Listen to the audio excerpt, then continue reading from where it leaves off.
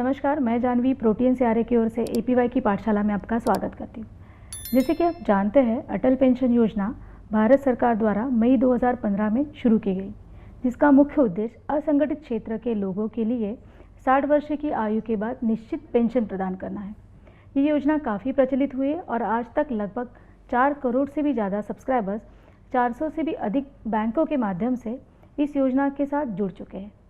साथ ही साथ रोज़ाना लगभग 20 से 25 हज़ार खाते एपीवाई के अंदर अलग अलग बैंक्स द्वारा ओपन किए जाते हैं। क्योंकि एपीवाई खाते बचत खाते के माध्यम से ही ओपन किए जाते हैं, एपीवाई इम्प्लीमेंटेशन में बैंक्स और उनकी ब्रांचेस की महत्वपूर्ण भूमिका है। इसीलिए ये इम्पॉर्टेंट है कि एपीवाई स्कीम की पूरी जानकारी ब्रांच ऑफिशियल्स के पास हो, ताकि वो सब्सक्राइबर्स को ये जानकारी सही तरीके से दे सके। इसी को ध्यान में रखते हुए हमने एपीवाई की पाठशाला श्रृंखला में यह वीडियो बनाया है। इस वीडियो में हम बात करेंगे, अगर कोई बैंक कस्टमर एपीवाई खाता खोलना चाहता है तो ब्रांच ऑफिशियल कैसे उन्हें गाइड करे, जिससे सब्सक्राइबर का एपीवाई खाता आसानी से खुल सके। साथ ही साथ हम यह भी चर्चा करेंगे कि ब्रांच ऑफिशियल्स और क्या क्या सेवाएं एपीवाई सब्सक्राइबर्स को प्रदान कर सकते हैं। और इस विषय पर चर्चा करने के लिए मेरे साथ मेरे सीनियर कलीग मंदार जी।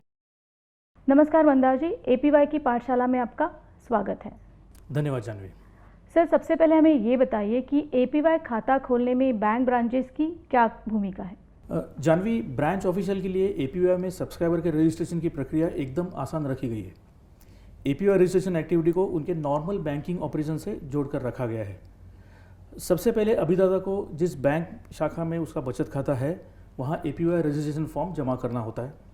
APY registration form protein CR की वेबसाइट से आसानी से डाउनलोड कर सकते हैं। अभिदाता को एपीवाई रजिस्ट्रेशन फॉर्म में उसका व्यक्तिगत विवरण, बैंक खाता विवरण और साथ ही एपीवाई से जुड़े कुछ विवरण देने होते हैं, जैसे कि पेंशन की राशि, अंशदान फ्रीक्वेंसी, नॉमिनी डिटेल्स इत्यादि।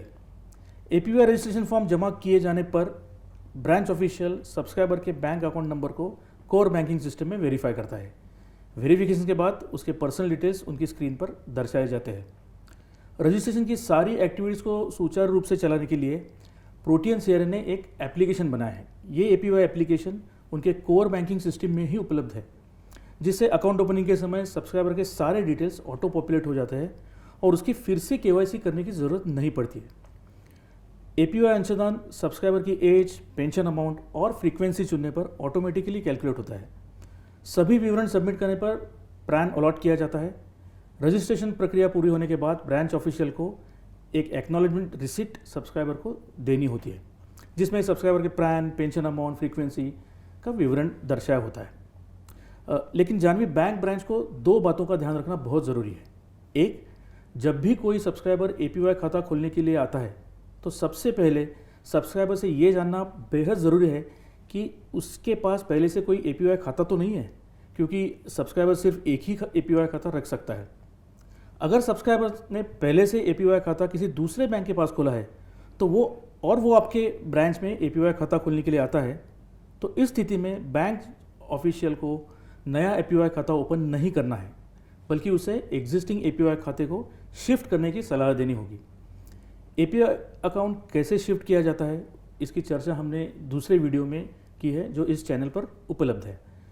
दूसरी बात यह है कि सब्सक्राइबर का एपीवाई कंट्रीब्यूशन उसके बचत खाते से ऑटो डेबिट होता है। इसीलिए ये सुनिश्चित करना बेहद ज़रूरी है कि सब्सक्राइबर का बैंक अकाउंट एक्टिव है और अकाउंट में पर्याप्त बैलेंस भी है।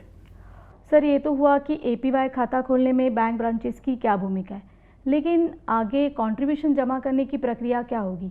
क्या सब्सक्राइबर को कोई कंट्रीब्यूशन स्लिप भरकर पैसे जमा करने होंगे, जैसे कि हम बचत खाते में करते हैं? कंट्रीब्यूशन जमा करने की प्रक्रिया भी सिंपल है। इसके लिए सब्सक्राइबर को और एपीवाई सर्विस ब्रांच द्वारा कोई अतिरिक्त प्रयास करने की ज़रूरत नहीं है। सब्सक्राइबर के बचत खाते से ही उसके द्वारा चुने गए पेंशन अमाउंट और फ्रीक्वेंसी के हिसाब से कंट्रीब्यूशन ऑटो डेबिट होने की सुविधा एपीवाई में दी गई है। इसे हम सिस्टमैटिक इन्वेस्टमेंट प्लान यानी एसआईपी की तरह भी देख सकते हैं। एपीवाई अकाउंट ओपनिंग फॉर्म को कुछ इस तरह से बनाया गया है कि उसे सब्सक्राइबर के ऑटो डेबिट इंस्ट्रक्शन के माध्यम से यूज़ किया जाए। एपीवाई खाता खोलते समय सब्सक्राइबर कंट्रीब्यूशन ऑटो डेबिट करने के लिए एक डिक्लेरेशन देता है। सब्सक्राइबर द्वारा चुनी गई पेंशन, उसकी एज और फ्रीक्वेंसी के अनुसार कंट्रीब्यूशन अमाउंट उसके बचत खाते से ऑटो डेबिट होता है और बैंक के पूल खाते में ट्रांसफ़र किया जाता है। उसके बाद bank head office CRA system में कंट्रीब्यूशन अपलोड की प्रक्रिया पूरी करता है। हेड ऑफिस को हमेशा इस बात का ध्यान रखना होगा कि सब्सक्राइबर के बचत खाते से अमाउंट ऑटो डेबिट होने के दूसरे दिन ही उसे CRA सिस्टम में अपलोड किया जाना ज़रूरी है, जिससे सब्सक्राइबर के APY खाते में सही समय पर यूनिट्स क्रेडिट हो। सर, जैसे हम जानते हैं सब्सक्राइबर एक लंबे समय तक APY सिस्टम से जुड़ा रहता है, तो हो सकता है इस दौरान उसे कुछ पर्सनल डिटेल्स चेंज करने की ज़रूरत हो, या फिर रजिस्ट्रेशन के समय कुछ डिटेल्स गलत रजिस्टर हो गए हो जिसे उन्हें सुधार करने की ज़रूरत हो। तो ये बताइए कि ब्रांच ऑफिशियल्स APY खाते से जुड़े कौन कौन से डिटेल्स अपडेट कर सकते हैं और इसके लिए उन्हें क्या करना होगा?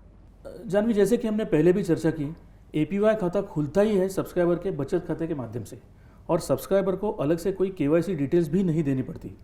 तो जाहिर है, अगर सब्सक्राइबर को अपने APY अकाउंट रिलेटेड डिटेल्स जैसे पर्सनल डिटेल्स, नॉमिनेशन डिटेल्स इत्यादि अपडेट करने हो तो उसे बैंक ब्रांच में सब्सक्राइबर डिटेल्स मॉडिफिकेशन फॉर्म जमा करना होगा। यह फॉर्म प्रोटीन CR की वेबसाइट से आसानी से डाउनलोड कर सकते हैं। सब्सक्राइबर को इस फॉर्म में आवश्यक डिटेल्स देने होंगे। ब्रांच ऑफिशियल को आवश्यक दस्तावेजों के साथ इसे सत्यापित करना होगा। उसके बाद ब्रांच ऑफिशियल को ये फॉर्म उनके हेड ऑफिस भेजना होता है। बैंक हेड ऑफिस मॉडिफिकेशन के लिए प्रोटीन CR सिस्टम में फाइल अपलोड करता है और डिटेल्स सब्सक्राइबर के APY खाते में अपडेट हो जाते हैं। क्योंकि सब्सक्राइबर संबंधित ब्रांच से जुड़ा हुआ है, ब्रांच ऑफिशियल को इस मॉडिफिकेशन प्रोसेस के बारे में पता होना चाहिए, ताकि वे सब्सक्राइबर डिटेल्स में किसी बदलाव के लिए उसे उचित मार्गदर्शन भी दे सकें।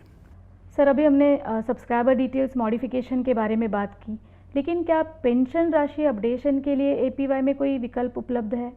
समझिए, अगर किसी सब्सक्राइबर ने APY खाता खोलते समय पेंशन राशि 1000 रुपये रखी है और उसी के आधार पर उसका कंट्रीब्यूशन भी ऑटो डेबिट हो रहा है, लेकिन अगर उसकी इनकम बढ़ जाती है तो क्या इस स्थिति में पेंशन राशि वो बढ़ा सकता है, या फिर पेंशन राशि 60 वर्ष की आयु तक स्थिर रहती है? हाँ, ये बिल्कुल ज़रूरी नहीं है कि एक बार अपने पेंशन अमाउंट सिलेक्ट कर ली तो वो बदली नहीं जा सकती। APY एक फ्लेक्सिबल स्कीम है, क्योंकि ये न केवल सब्सक्राइबर के विवरण में बल्कि पेंशन अमाउंट में भी अपडेशन की अनुमति देती है। सब्सक्राइबर वित्तीय वर्ष के दौरान कभी भी पेंशन की राशि को अपडेट कर सकता है, लेकिन साल में केवल एक बार। सब्सक्राइबर चाहे तो उसे बढ़ा भी सकता है या फिर घटा भी सकता है। उदाहरण के तौर पर, अगर सब्सक्राइबर ने 2000 रुपये की पेंशन राशि का विकल्प चुना है तो इसे बढ़ाकर वो 5000 रुपये भी कर सकता है, या फिर अगर सब्सक्राइबर आवश्यक कॉन्ट्रीब्यूशन देने में असमर्थ है तो उसे घटाकर वो 1000 रुपया भी कर सकता है। इसके लिए बैंक ब्रांच को subscribers details change modification form भरकर लेना होगा, जो बाकी डिटेल्स अपडेट करने के लिए भी इस्तेमाल होता है। सब्सक्राइबर डिटेल्स मॉडिफिकेशन की तरह हेड ऑफिस इसे CR सिस्टम में प्रोसेस करेगा। रिक्वेस्ट प्रोसेस होने के बाद सब्सक्राइबर के चुने गए पेंशन राशि के अनुसार सब्सक्राइबर का रिवाइज कॉन्ट्रीब्यूशन अमाउंट उसके बचत खाते से अगले महीने से डेबिट होना चालू हो जाएगा।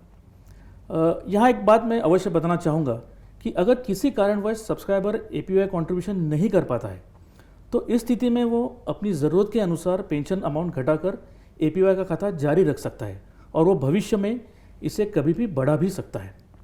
ये बहुत ही अच्छा विकल्प है जिसे सब्सक्राइबर अपना APY खाता हमेशा जारी रख सकता है। सर, मेरा अगला सवाल इसी से जुड़ा हुआ है। क्या पेंशन राशि की तरह सब्सक्राइबर कंट्रीब्यूशन फ्रीक्वेंसी भी चेंज कर सकता है? हाँ जानवी, सब्सक्राइबर अपनी कंट्रीब्यूशन फ्रीक्वेंसी कभी भी चेंज कर सकता है, लेकिन साल में केवल एक बार। जैसे सब्सक्राइबर मंथली कंट्रीब्यूशन कर रहा है और अगर उसके इनकम पैटर्न में बदलाव के चलते उसे मंथली कंट्रीब्यूशन करना संभव नहीं है तो फ्रीक्वेंसी चेंज कर त्रैमासिक या अर्धवार्षिक कर सकता है, और इसके लिए भी उसे बैंक ब्रांच में मॉडिफिकेशन फॉर्म भरकर जमा करना होगा। सर, एक आखिरी सवाल, आप मुझे ये बताइए कि APY सब्सक्राइबर्स को एम्पावर करने के लिए क्या क्या सुविधाएं दी गई है? सबसे पहले तो उन्हें अपने APY अकाउंट से अपडेटेड रहने के लिए प्रोटीन CR ने एक मोबाइल ऐप डेवलप किया है जिसका नाम है APY and NPS light mobile app. इसमें सब्सक्राइबर प्रान तथा रजिस्टर्ड मोबाइल नंबर पर भेजे गए OTP के द्वारा लॉगिन कर सकता है। इस ऐप के जरिए वे अपने account details, recent contribution details देख सकते हैं, ट्रांजैक्शन स्टेटमेंट तथा ई-प्रान देख सकते हैं या डाउनलोड भी कर सकते हैं। इसके अलावा प्रोटीन CR वेबसाइट के APY सेक्शन में जाकर APY के बारे में और अधिक जानकारी प्राप्त कर सकते हैं। साथ ही साथ अपना APY ट्रांजैक्शन स्टेटमेंट तथा ई-प्रान भी डाउनलोड कर सकते हैं वेबसाइट से। हमारी वेबसाइट पर कायना नामक एक चैटबॉट भी उपलब्ध है जिसके ज़रिए कोई भी व्यक्ति APY के बारे में जानकारी प्राप्त कर सकता है। और हाँ, ये चैटबॉट सब्सक्राइबर की सुविधा के लिए अंग्रेज़ी और हिंदी दोनों भाषाओं में है। इसके अलावा APY forms, APY scheme brochures विभिन्न क्षेत्रीय भाषाओं में भी हमारी वेबसाइट पर उपलब्ध है। ब्रांच ऑफिशियल इसकी जानकारी सब्सक्राइबर को दे सकता है। जाते जाते मैं यहाँ एक बात बता दूँ कि प्रोटियन CRA सब्सक्राइबर के रजिस्टर्ड एड्रेस पर सालाना एनुअल ट्रांजैक्शन स्टेटमेंट भेजता है। सब्सक्राइबर आपके ब्रांच में आकर भी ट्रांजैक्शन स्टेटमेंट रिक्वेस्ट कर सकता है। इस स्थिति में बैंक ब्रांच को प्रोटियन CRA की वेबसाइट से स्टेटमेंट जनरेट करके उसका प्रिंट आउट सब्सक्राइबर को देना होगा। इतना ही नहीं, प्रोटियन CRA ने APY सब्सक्राइबर्स के लिए डेडिकेटेड कॉल सेंटर उपलब्ध कराया है। सब्सक्राइबर इस कॉल सेंटर पर कॉल करके अपने APY संबंधित प्रश्न या समस्या का समाधान प्राप्त कर सकते हैं। धन्यवाद सर, इतने अच्छे तरीके से हमें APY के बारे में जानकारी देने के लिए। मैं इस वीडियो के माध्यम से APY बैंक ब्रांचेस को अनुरोध करती हूँ कि वे इसे अपने कलीग्स तथा सारे ब्रांचेस में शेयर करें ताकि वो APY सब्सक्राइबर्स को अच्छी सर्विसेज दे सके। दोस्तों, इस वीडियो में बस इतना ही। APY पाठशाला सीरीज़ के अगले वीडियो में हम APY से जुड़े कुछ फ्रीक्वेंटली आस्क्ड क्वेश्चन के बारे में चर्चा करेंगे। APY और NPS से जुड़े और वीडियोस देखने के लिए हमारे इस चैनल को सब्सक्राइब करें। धन्यवाद।